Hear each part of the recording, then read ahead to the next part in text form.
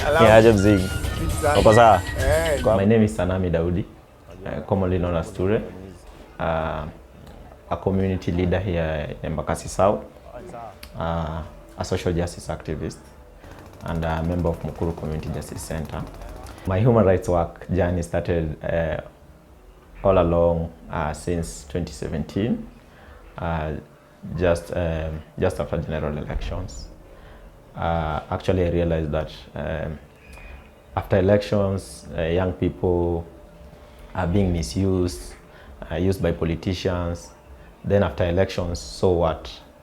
The politicians don't implement what they say, or maybe the aspiration of young people. We want the police to obey our constitution and protect every Kenyan, because we are the people, we have the power, and we are saying no, not financially.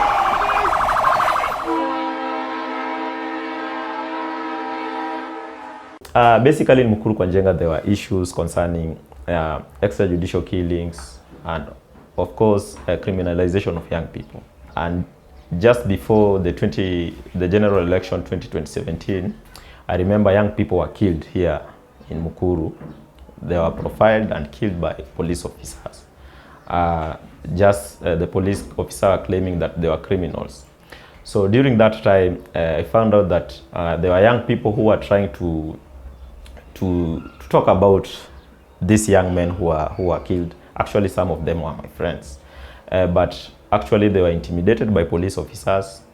They were summoned to the police station. They were told to delete those posts, to pull them down, and also to not talk about those issues of police accountability and all those sort of things. So even politicians trying to intervene, that time was, during election period, so politicians trying to intervene, but they were also summoned by police officers. They were silenced.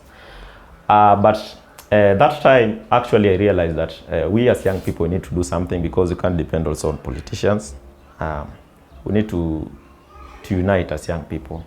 I saw that even this idea of extrajudicial killings, the issues of social injustices, they happen across the country, and specifically Nairobi, Mathare, Dandora, Kariobangi, Githurai, and all just these areas. So we found out that our ideas resonate with other comrades. So that's where we started the journey to build Mukuru Community Justice Center. And I began the journey of becoming a social justice activist.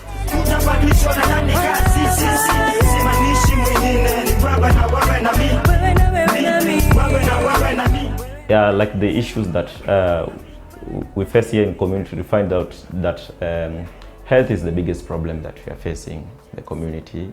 Education is the biggest problem that we are having in the community. Accessing clean and safe water in the community is the biggest problem. Housing is the biggest crisis that we are having. And poverty is the main, poverty is the mother of all. These are main issues that are just across within this community.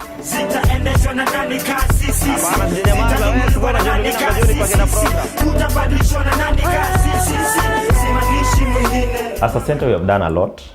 In Mukuru here, you find out that when we formed this justice center, actually we had only one public primary school here in Embakasi South, for example. And Embakasi South is one of the most populated constituencies in Kenya.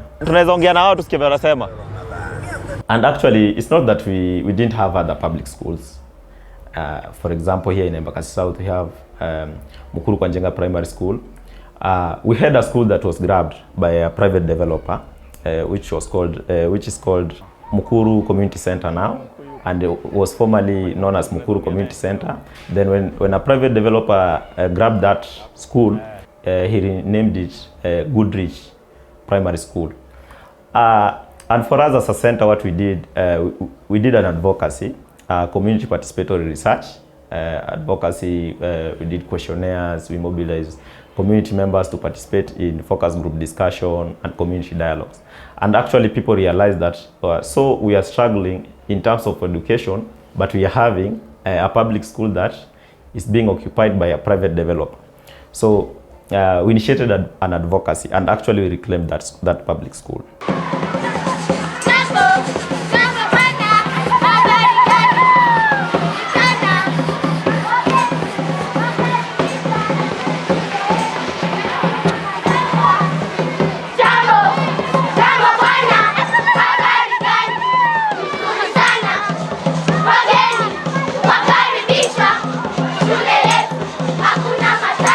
So this Mukuru Community Center, the school that we reclaimed, it was formerly known as Goodrich, but now you can see kids are enjoying.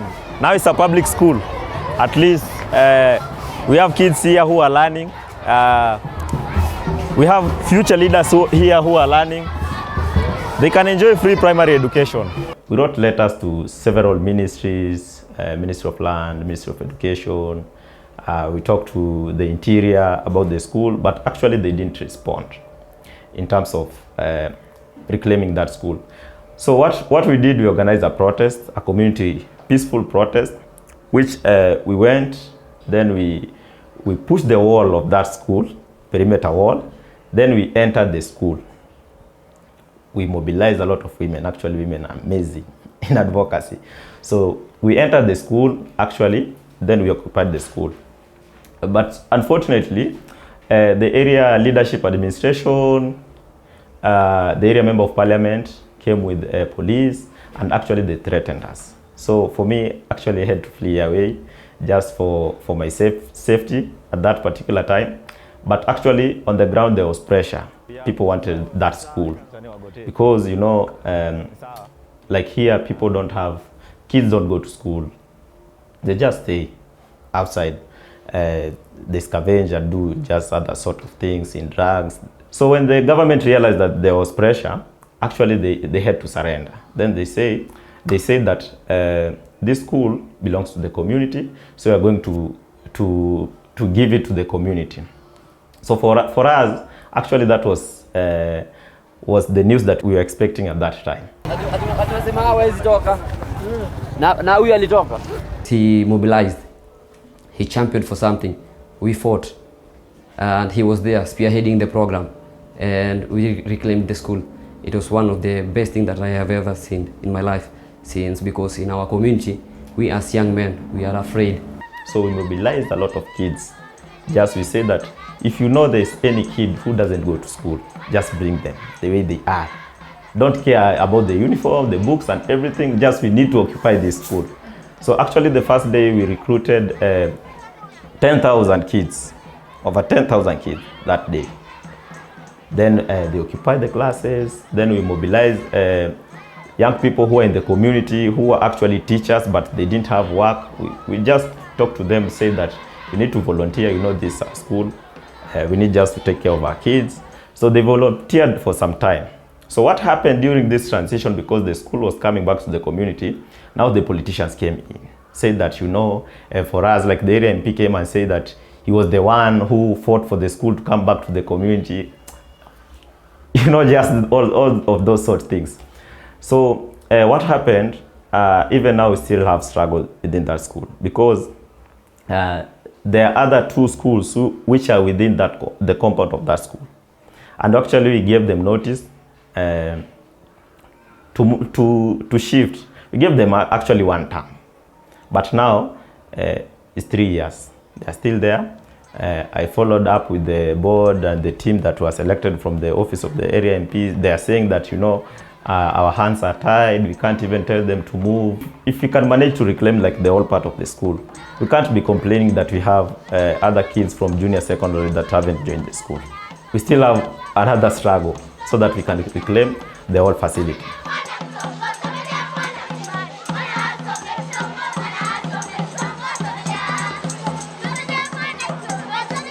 Yeah, when you go to community, like for example in our community, some of the private schools that we have, they don't have even playing field. And you know, playing is part of growing. And kids, they need to play. We need even to have safe spaces for kids just to enjoy themselves, just to play, just to run and everything. But when you go to other schools, here in communities, the private schools, they can't have such environment because of the issues that we are having because of land. But now you can see kids can play here. It's massive change. that happened to our community. So when I wake up just to see such thing happened, actually I feel very, very happy.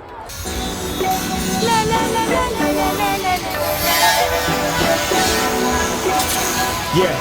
Nikawa napiga picha ya ID, hawa smile ni kubaya ai, wanacheza bano na makademia na salafu wanalienda ignorance, walitucheka etinika tumechanganikiwa ka pudding, upuzi mazuri haitoki kwangu kano kia 3310 even a bluetooth darasa.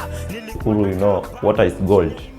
We normally say that we have cartels, but for me I think the main cartel that we have in the water sector is Nairobi Water, because they are frustrated. Even the groups that are trying to bring reforms in water sector here in Mukuru, like for example our CBO, like Amusha Youth Organization, we are having a wash facility, water and sanitation facility. We try to bring reforms in that sector, but you find out that the people who are bringing you down are still the same people who we are trying to help, who are holding positions in Nairobi Water and everything.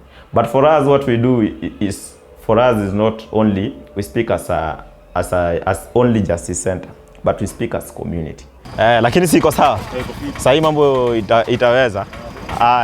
There was forced evictions, and we were also victims during forced evictions. Our office was brought down as Mukuru Community Justice Center, where we were operating within an institution of Amusha Youth Organization. So our office was within that institution, so it was brought down. This is the place that we used to have our center. Amusha Youth Organization building was here, where we used to operate. Actually, you can see the shattered dreams by the first evictions that happened here in Mukuru. Because Amusha was like hope to the community.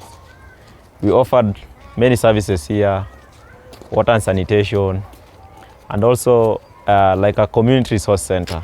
But actually the government demolished the center, and they said that actually there was a road that was passing here.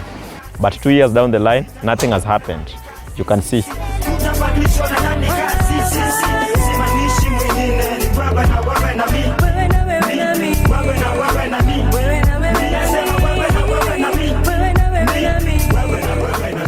And you find out that the process that even eviction was done during that time wasn't legally legally prepared, and also even just notifying people, you know, we are going to conduct eviction, so you need to shift from this place. And also because, you know, the governments need to relocate people who lives there. Actually, people were at work. Then when they are coming down, they found that their houses are down. People were also killed during that time. Media didn't cover. No one talked about the issue of Mukuru evictions during that time. And actually over 40,000 people were displaced. And right now, as we are speaking, there are still families that are living in makeshift tents here in Nairobi, not another county, not Turkana or anywhere we normally say, just here in Nairobi. So hizi ndo makeshift zile zenye watu wanakaa sasa. We have also documented this process, and also we have done campaigns and saying no evictions without alternative, because the government need to solve this issue. Even the government has just come and launched the program. The president is speaking just on issues concerning affordable housing. When you talk affordable to who? Because the people who lives here, actually they don't have even, they are not even employed, actually. So when you talk about affordable, you know, affordable is just for everyone. He hasn't even said anything about the social housing for the poor, because people who live here, they are poor. So we need also to bring this conversation, and we have organized several community dialogues just to push this agenda to the government. Maji nanywa ya kanjo yako ya chupa za mapambo. Justice is very, very expensive here in Kenya. And you know, when you are poor is when you realize that justice is very, very expensive here in Kenya. So what governments need to do is just to implement the constitution. Because you know, what poor people here, like for example in informal settlement, they just need food, they just need water, they just need health, they just need housing. If we just provide that, no one will complain.